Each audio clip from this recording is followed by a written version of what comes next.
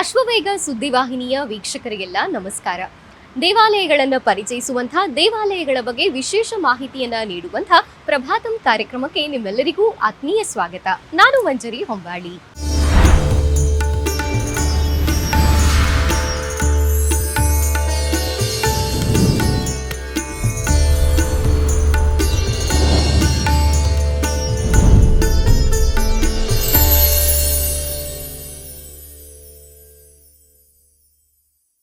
ಉಗ್ರಂ ವೀರಂ ಮಹಾವಿಷ್ಣುಂ ಜ್ವಲಂತಂ ಸರ್ವತೋರ್ಮುಖಂ ನೃಸಿಂಹಂ ಭೀಷಣಂ ಭದ್ರಂ ಮೃತ್ಯುಂ ನಮಾಮ್ಯಹಂ. ವೀಕ್ಷಕರೇ, ನಾವಿಂದು ತ್ಯಾಗರಾಜನಗರದಲ್ಲಿರುವಂಥ ಅಭಯ ಲಕ್ಷ್ಮೀ ನರಸಿಂಹ ಪಟ್ಟಾಭಿರಾಮ ದೇವಸ್ಥಾನದಲ್ಲಿ ಇದ್ದೇವೆ.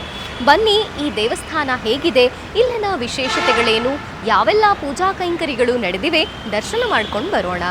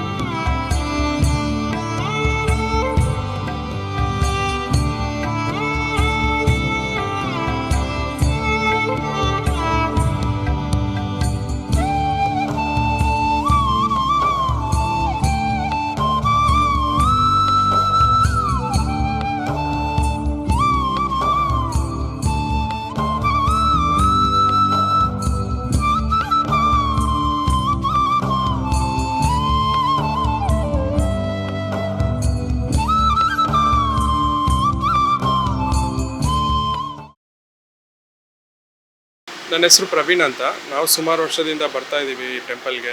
ನಮ್ಮ ಫಾದರು ಮತ್ತು ನಮ್ಮ ತಾತನೂ ಬರ್ತಾಯಿದ್ರು. ನಮಗಿಲ್ಲಿ ಬಂದು ಕೇಳ್ಕೊಂಡಿದ್ದೆಲ್ಲ ಒಳ್ಳೆಯದಾಗಿದೆ. ಇವತ್ತು ಆಕಾಶನ್ ಬಂದು ನಮ್ಮ ಮಗಳು ಬರ್ತಡೇ ಇದೆ, ಫಸ್ಟ್ ಇಯರ್ ಬರ್ತಡೇ, ಅದಕ್ಕೆ ಬಂದಿದ್ದೀವಿ. ದೇವರೆಲ್ಲ ನಾವು ಕೇಳ್ಕೊಂಡಿದ್ದೆಲ್ಲ ಒಳ್ಳೆಯದಾಗಿದೆ. ಅದೇ ಥರ ಮಗಳಿಗೂ ಒಳ್ಳೇದು ಮಾಡಲಿ ಅಂತ ಕೇಳಕ್ಕೆ ಬಂದಿದ್ದೀವಿ. ಥ್ಯಾಂಕ್ಸ್.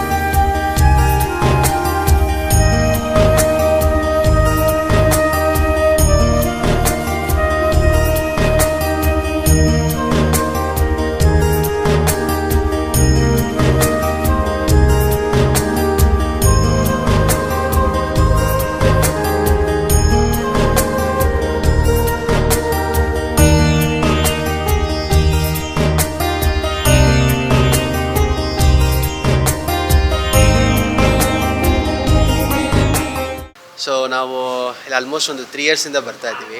ಬಟ್ ಇವಳು ತುಂಬ ವರ್ಷ ಬರ್ತಾಯಿದ್ರೆ. ಇವಳು ಇಲ್ಲೇ ಇರೋದು. ನಾನು ತಮಿಳ್ನಾಡಿಂದ ಇಲ್ಲಿ ಬೆಂಗಳೂರಿಗೆ ಸೆಟ್ಲ್ ಆಗಿರೋದು. ಸೊ ಇವಳು ಮದುವೆ ಮಾಡುವಂಥ ಟೈಮಿಂದನೇ ನಾವು ಇಲ್ಲಿ ಬರ್ತಾಯಿದ್ದೀವಿ. ನಾವು ಅಂದ್ಕೊಂಡಿದ್ದೆಲ್ಲ ಆ್ಯಕ್ಚುಲಿ ನಡೀತಾ ಇದೆ. ಸೊ ತುಂಬ ಖುಷಿಯಾಗುತ್ತೆ ಈ ದೇವಸ್ಥಾನ. ನಾವು ಏನು ಅಂದ್ಕೊಂಡು ನಾವು 9 ದಿನ ಸುತ್ತಾಕಿದ್ದನ್ನು ದೀಪ ಹಚ್ಚಿದ್ರು ಅದು ಹಂಗೆ ನಡೆಯುತ್ತೆ ಆ್ಯಕ್ಚುಲಿ.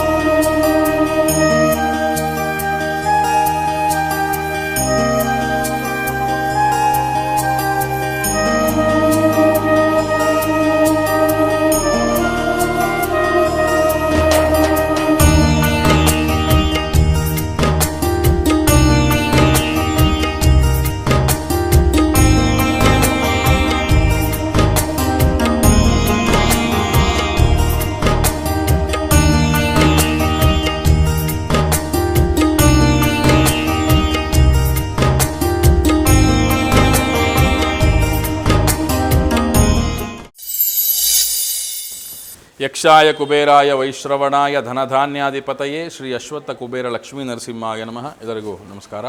ನಮ್ಮ ವಜ್ರಕ್ಷೇತ್ರ 3 ಲಕ್ಷ್ಮೀ ನರಸಿಂಹದೇವರ ಸನ್ನಿಧಾನ, ಅಭಯ ಲಕ್ಷ್ಮೀ ನರಸಿಂಹದೇವರು, ಸ್ತಂಭ ಲಕ್ಷ್ಮೀ ನರಸಿಂಹದೇವರು ಮತ್ತು ಅಶ್ವತ್ಥ ಕುಬೇರ ಲಕ್ಷ್ಮೀ ನರಸಿಂಹದೇವರ ಸನ್ನಿಧಾನ. ಇಲ್ಲಿ ಈ ಅರಳಿ ಮರ ನೀವು ನೋಡ್ಬೋದು. ಅರಳಿ ಮರ ಸುಮಾರು 150 ವರ್ಷಕ್ಕೂ ಹೆಚ್ಚಿನದ್ದು. ಸಾಕಷ್ಟು ಜನ ಸಿದ್ಧರು, ಅವಧೂತರು, ಸಾಧುಗಳೆಲ್ಲ ಬಂದು ಇಲ್ಲಿ ತಮ್ಮ ಜಪ ಅನುಷ್ಠಾನ, ನಿತ್ಯಾನುಷ್ಠಾನಗಳನ್ನು ಮಾಡಿ ತಮಗೆ ಗೊತ್ತಿರತಕ್ಕಂಥ ಎಲ್ಲ ಮಂತ್ರಗಳನ್ನು ಹೇಳುವಂಥ ಜಾಗ. ಇಲ್ಲಿ ಅಶ್ವತ್ಥ ಕುಬೇರ ಲಕ್ಷ್ಮೀ ನರಸಿಂಹದೇವರು ಮುಂಚೆ ನಾವು ಅರಳಿ ಮರದ ಒಳಗೆ ನರಸಿಂಹದೇವರ ಮತ್ತು ಕುಬೇರ ದೇವರ ಮಹಾಯಂತ್ರವನ್ನಿಟ್ಟು, ಮಹಾಲಕ್ಷ್ಮಿ ಯಂತ್ರವನ್ನಿಟ್ಟು ಮುಂಚೆ ಪ್ರತಿಷ್ಠಾಪನೆ ಮಾಡಿದ್ದು. ಯಾಕೆ ಅಂತಂದರೆ ಇವತ್ತಿನ ಕಾಲಕ್ಕೆ ಅಂದರೆ ಕಲಿಯುಗದ ಕಾಲಕ್ಕೆ ಹಣ ಎಲ್ಲರಿಗೂ ಭಾಳ ಮುಖ್ಯವಾಗಿರ್ತಕ್ಕಂಥದ್ದು, ಅತ್ಯಂತ ಅವಶ್ಯಕ ಅಂತಲೇ ಹೇಳ್ಬೋದು, ಆಕ್ಸಿಜನ್ ಅಂತಲೇ ಹೇಳ್ಬೋದು. ಯಾಕಂದರೆ ಪ್ರತಿಯೊಬ್ಬರಿಗೂ ಹಣದ ವ್ಯವಹಾರ ಅಥವಾ ವಹಿವಾಟು ಸಾಕಷ್ಟು ಜಾಸ್ತಿ ಆಗಿದೆ ಇವತ್ತಿನ ಕಾಲಕ್ಕೆ. ಅದರಲ್ಲಿ ಹಣ ತೊಗೊಂಡು ವಾಪಸ್ ಕೊಡದೇ ಇರೋದಾಗಿರ್ಬೋದು, ಅಥವಾ ನಮಗೆ ಬರಬೇಕಾಗಿರುವಂಥ ಹಣ ನಮಗೆ ಕರೆಕ್ಟಾಗಿ ಸಿಗದೇ ಇರೋದಾಗಿರ್ಬೋದು, ಅಥವಾ ನ್ಯಾಯ ದೊರಕದೇ ಇರೋದಾಗಿರ್ಬೋದು. ಇದರಲ್ಲಿ ನಿಮಗೆ ಕೋರ್ಟ್ ಕೇಸ್, ಈಗ ಸಾಕಷ್ಟು ಕೋರ್ಟ್ ಕೇಸ್ಗಳಲ್ಲೂ ಸುಮಾರು ವರ್ಷಗಳಿದ್ದು ಯಾವುದು ತಿರುವು ಸಿಕ್ಕಿಲ್ಲ, ಅಂದರೆ ನಮ್ಮ ಕಡೆಗೆ ಯಾವುದು ತಿರುವು ಸಿಗ್ತಾ ಇಲ್ಲ ಅನ್ನುವಂಥ ಯಾವುದೇ ಸಮಸ್ಯೆಗಳಿದ್ರೂ ಆ ಸಮಸ್ಯೆಗೆ ಪರಿಹಾರ ನರಸಿಂಹದೇವರ ಮುಖಾಂತರ ಆಗಬೇಕಾದ್ರೆ ಅದು ಹೇಗೆ ಅಂತ ಯೋಚನೆ ಮಾಡಿದಾಗ ಅಶ್ವತ್ಥ ಕುಬೇರ ಲಕ್ಷ್ಮೀ ನರಸಿಂಹದೇವರ ಸನ್ನಿಧಾನ ಅತ್ಯಂತ ವಿಶೇಷವಾಗಿ ನಮಗೆ ದೊರಕ್ತಾ ಬಂತು.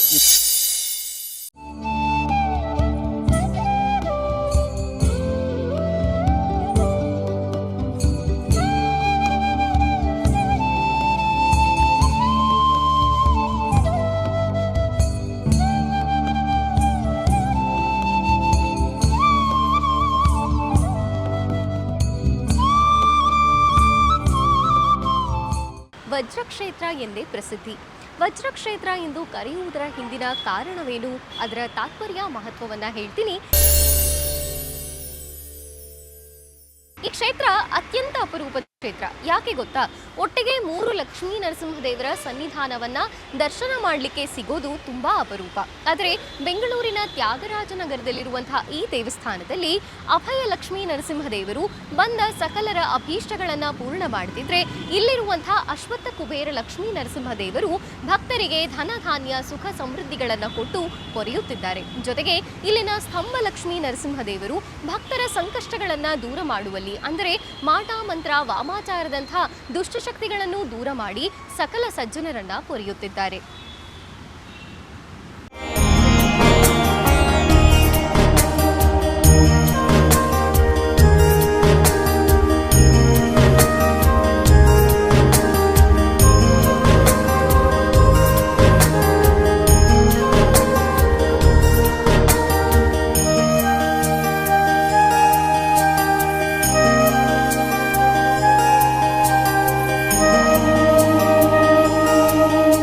ನಾವು ವಜ್ರಕ್ಷೇತ್ರಕ್ಕೆ ಬಂದಿದ್ದೀವಿ. ಬೆಂಗಳೂರಿನ ಬಸವನಗುಡಿ ಗ್ರಾಮದ ಈ ಕ್ಷೇತ್ರದ ತ್ಯಾಗರಾಜನಗರದಲ್ಲಿ ಶ್ರೀ ಅಭಯಲಕ್ಷ್ಮೀ ನರಸಿಂಹ ಮತ್ತು ಪಟ್ಟಾಭಿರಾಮ ದೇವರ ದೇವಸ್ಥಾನ ಇದೆ. ಇಲ್ಲಿ ವಿಶೇಷ ಅಂತ ಹೇಳಿದರೆ ನರಸಿಂಹ ಸ್ತಂಭ. ಇಲ್ಲಿ ಗೌರವಾನ್ವಿತರಾಗಿರ್ತಕ್ಕಂತಹ ಮಧ್ವಶಾಸ್ತ್ರ ಸಂಪನ್ನರಾದ ಯಲಮೇಲಿ ರಾಘವೇಂದ್ರಾಚಾರ್ಯರು ಈ ನರಸಿಂಹ ಸ್ತಂಭದ ಪ್ರತಿಷ್ಠಾಪನೆಯನ್ನು ಮಾಡಿದರು. ಅಂತಹ ಸಂದರ್ಭದಲ್ಲಿ ವಿಶೇಷವಾಗಿ ನರಸಿಂಹಸ್ತಂಭದಲ್ಲಿ 1008 ಶಾಲಗ್ರಾಮಗಳು, ಅನೇಕ ಗಿಡಮೂಲಿಕೆಗಳು, ಅನೇಕ ಯಂತ್ರಗಳು ಮತ್ತು ಅನೇಕ ಸಪ್ತ ಸಾಗರಗಳು, ಅನೇಕ ನದಿಯ ನೀರನ್ನು ತಗೊಂಡು ಬಂದು ಇಲ್ಲಿ ಈ ಒಂದು ವಿಶೇಷವಾಗಿರ್ತಕ್ಕಂತಹ ನರಸಿಂಹಸ್ತಂಭವನ್ನು ಪ್ರತಿಷ್ಠಾಪನೆ ಮಾಡಿದ್ದಾರೆ. ನಮ್ಮ ಯಲಮೇಲಿ ರಾಘವೇಂದ್ರಾಚಾರ್ಯರು ವಿಶೇಷವಾಗಿ ಸ್ಕಂದನ, ಮೋಹನ, ವಾಮಾಚಾರ, ದೃಷ್ಟಿಬಾಧೆ, ಸ್ಥಳಬಾಧೆ ಇವುಗಳೆಲ್ಲವನ್ನೂ ಕೂಡ ಅವರೇ ಪ್ರತ್ಯಕ್ಷವಾಗಿ ನಿಂತು ಅದನ್ನು ಪರಿಹಾರ ಮಾಡಿಕೊಡ್ತಾಯಿದ್ರು. ಅವರು ಈ ಒಂದು ಸ್ತಂಭವನ್ನು ಪ್ರತಿಷ್ಠಾಪನೆ ಮಾಡಿದ ಮೇಲೆ ಯಾರಿಗೆ ಸ್ತಂಭನ, ಮೋಹನ, ಆಕರ್ಷಣ, ಉಚ್ಚಾಟನ, ಮಾರಣ ಅಂತಕ್ಕಂತಹ ದುಷ್ಟಶಕ್ತಿಗಳ ಬಾಧೆ ಇದೆ, ಅವರು ಈ ಕ್ಷೇತ್ರಕ್ಕೆ ಬಂದು ಈ ನರಸಿಂಹ ಸ್ತಂಭವನ್ನು ಹೊರಗಿಕೊಂಡು ನಿಂತುಕೊಂಡ್ರೆ ಆ ಒಂದು ಪಾಸಿಟಿವ್ ಎನರ್ಜಿ ಅಂತಕ್ಕಂಥದ್ದು ಬೂಸ್ಟಾಗಿ ಅವರ ನೆಗೆಟಿವ್ ಥಾಟ್ಸ್, ಋಣಾತ್ಮಕವಾಗಿರ್ತಕ್ಕಂತಹ ಕಿರಣಗಳು ಇಲ್ಲಿ ನಾಶವಾಗ್ತಕ್ಕಂಥದ್ದಾಗತ್ತೆ. ಇಲ್ಲಿ ಲಕ್ಷ್ಮೀ ನರಸಿಂಹಸ್ವಾಮಿ ದೇವಸ್ಥಾನ ತ್ಯಾಗರಾಜನಗರದಲ್ಲಿದೆ. ಭಾಳ ಪುರಾತನ ಕಾಲದ ದೇವಸ್ಥಾನ. ಇಲ್ಲಿ ಬಂದರೆ ನಮ್ಮ ಇಷ್ಟಾರ್ಥ ಏನಿದೆ ಸಿದ್ಧಿ ಆಗುತ್ತೆ. ಇಲ್ಲಿ 9 ಪ್ರದಕ್ಷಿಣೆ ಆಗಬೇಕು, ಇಲ್ಲ 9 ವಾರ ಬರಬೇಕು, ಇಲ್ಲ 9 ತಿಂಗಳು ಬರಬೇಕು. ಅವರು ಏನಿದೆ ಅವರು ಇಷ್ಟಾರ್ಥ ಸಿದ್ಧಿಯೆಲ್ಲ ಆಗುತ್ತೆ.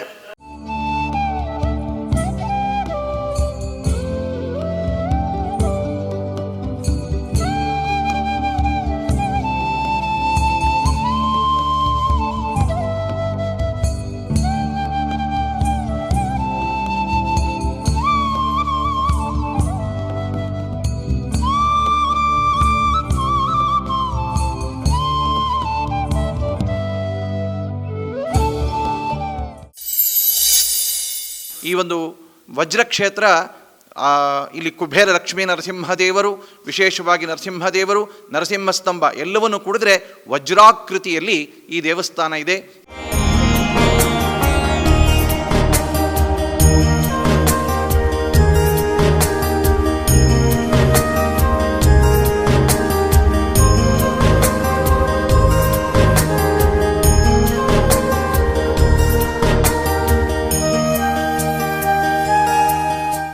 ನಮ್ಮ ನರಸಿಂಹದೇವರು ಪ್ರತಿಷ್ಠಾಪನೆಯನ್ನು ಮಾಡಿದ್ವಿ. ಅದಾದಮೇಲೆ ಮರ ನರಸಿಂಹದೇವ್ರನ್ನ ಒಳಗಡೆ ಎಳ್ಕೊಳ್ತಾ ಇದೆ. ಹಾಗಾಗಿ ಸಾಕಷ್ಟು ಜನಕ್ಕೆ ನರಸಿಂಹದೇವರು ಕಾಣಲ್ಲ ಸರಿಯಾಗಿ, ಮತ್ತು ನಾವು ಅಭಿಷೇಕ ಮಾಡಿದ್ರೆ ತೆಕ್ಕೊಳ್ಳೋಕ್ಕಾಗಲ್ಲ, ನಾಣ್ಯಾಭಿಷೇಕ, ಇದೆಲ್ಲ ಸಾಕಷ್ಟು ಚರ್ಚೆಗಳನ್ನು ಮಾಡಿ ಮತ್ತು ದೇವಸ್ಥಾನದ ವತಿಯಿಂದ ದೊಡ್ಡ ವಿಗ್ರಹವನ್ನು ನಮ್ಮ ಅಯೋಧ್ಯ ಶ್ರೀರಾಮಚಂದ್ರ ದೇವರ ಪ್ರತಿಷ್ಠಾಪನೆ ಆಯ್ತಲ್ಲ, ಅದೇ ತಾರೀಕೆ ನಾವು ಕೂಡ ಇಲ್ಲಿ ಪುನರ್ ಪ್ರತಿಷ್ಠೆ ನಮ್ಮ ಅಶ್ವತ್ಥ ಕುಬೇರ ಲಕ್ಷ್ಮೀ ನರಸಿಂಹದೇವರನ್ನು ಮಾಡಿದ್ವಿ. ಇಲ್ಲಿ ಇನ್ನೊಂದು ವಿಶೇಷ ಇದೆ, ನೀವು ಪಾದ ನೋಡ್ಬೋದು, ಇದು ದಕ್ಷಿಣಾಭಿಮುಖವಾಗಿರತಕ್ಕಂಥ ಪಾದ. ಇದು ಭಾಳ ವಿಶೇಷ.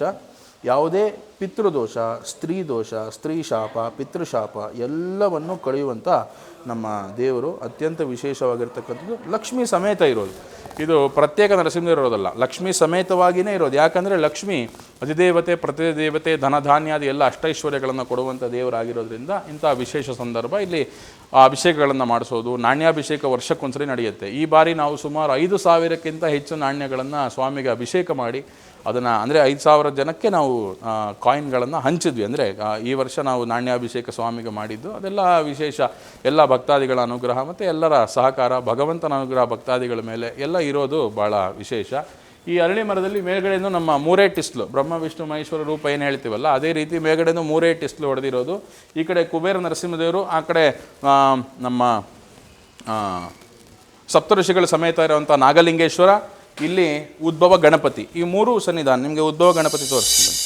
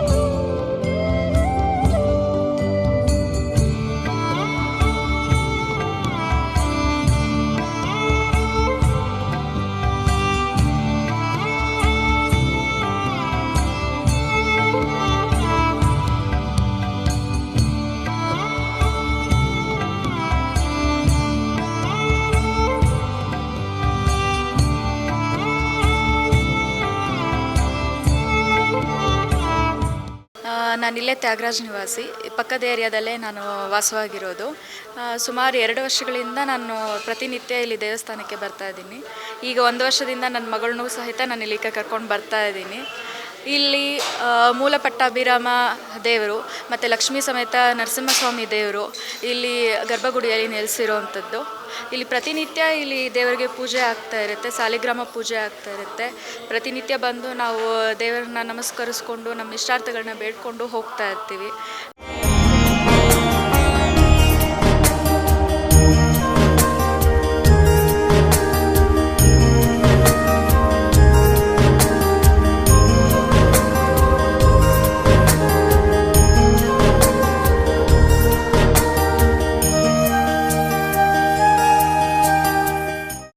ನಾನು ಸುಮಾರು ಸತಿ ಈ ದೇವಸ್ಥಾನಕ್ಕೆ ಭೇಟಿ ಕೊಟ್ಟಿದ್ದೀನಿ. ಈ ಹಿಂದೆನೂ ಬಂದಿದ್ದೆ. ಇಲ್ಲಿ ಒಂದು ಬಹಳ ಪುರಾತನವಾದ ಒಂದು ದೇವಸ್ಥಾನ. ಇಲ್ಲಿ ವಿಶೇಷವಾಗಿ ಇಲ್ಲಿ ಕಂಬದ ನರಸಿಂಹದಲ್ಲಿ ಬಹಳ ಒಂದು ಆ ಕಂಬದಲ್ಲಿ ಸಾಲಿಗ್ರಾಮ ಮುಂತಾದ ಈ ಸಾಲಿಗ್ರಾಮಗಳೆಲ್ಲ ಅದಲ್ಲಿ ಸ್ಥಾಪನೆ ಆಗಿದೆ. ಸೊ ಅದರಿಂದ ಬಹಳ ಶಕ್ತಿ ಇರುವಂಥ ಒಂದು ದೇವಸ್ಥಾನ, ಭಾಳ ನಂಬಿಕೆ ಇರುವಂಥ ದೇವಸ್ಥಾನ ಇದು. ಅಂದರೆ ಏನೇ ನಾವು ಮನಸ್ಸಲ್ಲಿ ಏನು ಅಂದ್ಕೊಂಡಿರ್ತೀವೋ ನಾವು ಇಲ್ಲಿ ಬಂದು 9 ದಿನ ಪ್ರದಕ್ಷಿಣೆ ಮಾಡಿದ್ರೆ ದಿನ ಬಂದು ಈ ಕಂಬದ ಹತ್ರ ಕಂಬದ ಸುತ್ತಲೂ ಒಂದು 9 ಪ್ರದಕ್ಷಿಣೆ ಮಾಡಿ ಆ ಕರಾವಲಂಬ ನರಸಿಂಹ ಸ್ತೋತ್ರನ ಹೇಳಿ ನಾವು ಏನೇ ಬೇಡ್ಕೊಂಡ್ರು 9 ದಿವಸ ಇಲ್ಲ 9 ವಾರ ಏನು ಮಾಡಿದ್ರು ನಮ್ಮ ಏನು ಇಷ್ಟಾರ್ಥಗಳನ್ನು ಈಡೇರುತ್ತೆ.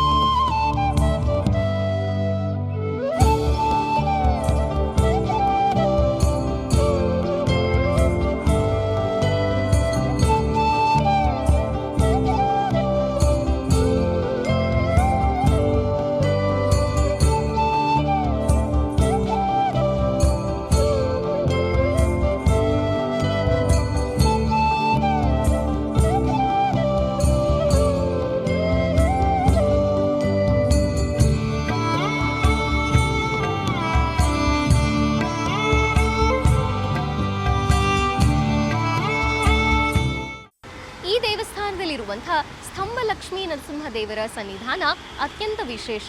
ಸ್ತಂಭದಲ್ಲಿ ಲಕ್ಷ್ಮೀ ನರಸಿಂಹ ಸ್ವಾಮಿಯ ಜೊತೆಗೆ ಅನೇಕ ಪವಿತ್ರ ಸಾಲಿಗ್ರಾಮಗಳು, ಅನೇಕ ನದಿಯ ತೀರ್ಥಗಳು, ಗಂಗಾದಿ ಸಕಲ ದೇವತಾಭಿಮಾನಿಗಳು ನೆಲೆಸಿದ್ದಾರೆ.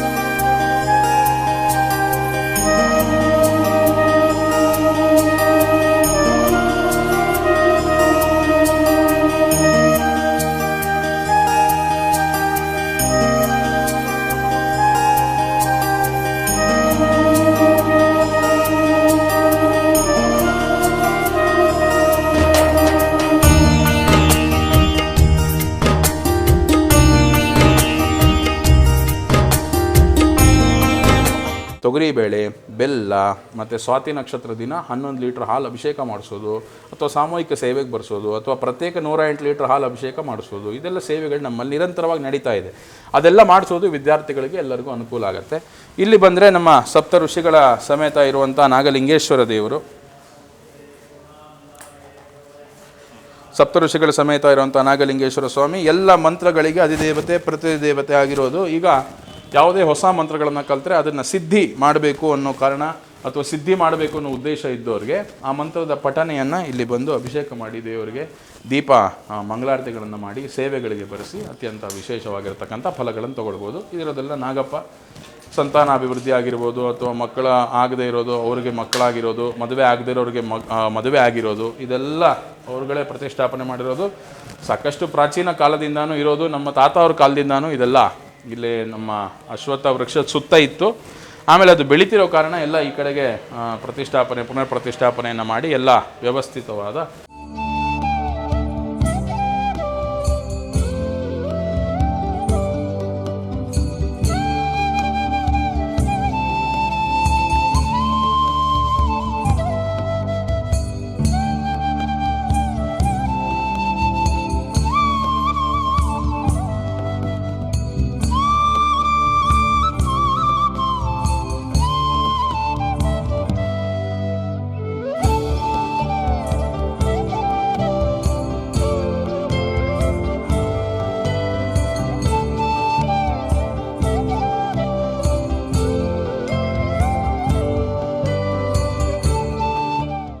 ನಾರಸಿಂಹನೆಂಬೋ ದೇವನು ನಂಬಿದಂಥ ಜನರಿಗೆಲ್ಲ ವರವ ಕೊಡುವನು.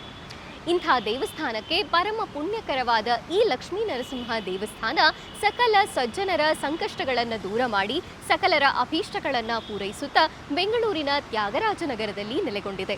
ನಾನಂತೂ ಇವತ್ತು ಈ ಕ್ಷೇತ್ರಕ್ಕೆ ಬಂದು ವಜ್ರ ಕ್ಷೇತ್ರಕ್ಕೆ ಬಂದು ಲಕ್ಷ್ಮೀ ನರಸಿಂಹ ದೇವರ ದರ್ಶನ ಮಾಡಿ ಪುನೀತಳಾದೆ. ಖಂಡಿತವಾಗಿಯೂ ನೀವು ಒಮ್ಮೆ ಈ ದೇವಸ್ಥಾನಕ್ಕೆ ಭೇಟಿ ನೀಡಲೇಬೇಕು. ದೇವರ ದರ್ಶನವನ್ನ ಮಾಡಿ ನಿಮ್ಮ ಸಕಲ ಇಷ್ಟಾರ್ಥಗಳನ್ನು ಪಡೀಲೇಬೇಕು. ಇದಾಗಿತ್ತು ಈ ಹೊತ್ತಿನ ವಿಶೇಷ. ಮತ್ತೊಂದು ದೇವಸ್ಥಾನದ ವಿಶೇಷತೆಯೊಂದಿಗೆ ವಿಶೇಷ ಸಂಚಿಕೆಯಲ್ಲಿ ನಿಮ್ಮನ್ನ ಭೇಟಿ ಮಾಡ್ತೀನಿ. ಅಲ್ಲಿ ತನಕ ನೋಡ್ತಾ ಇರಿ ಅಶ್ವವೇಗ ಸುದ್ದಿವಾಹಿನಿ. ಇದು ಸತ್ಯಾನ್ವೇಷಣೆಯ ಓಟದಲ್ಲಿ.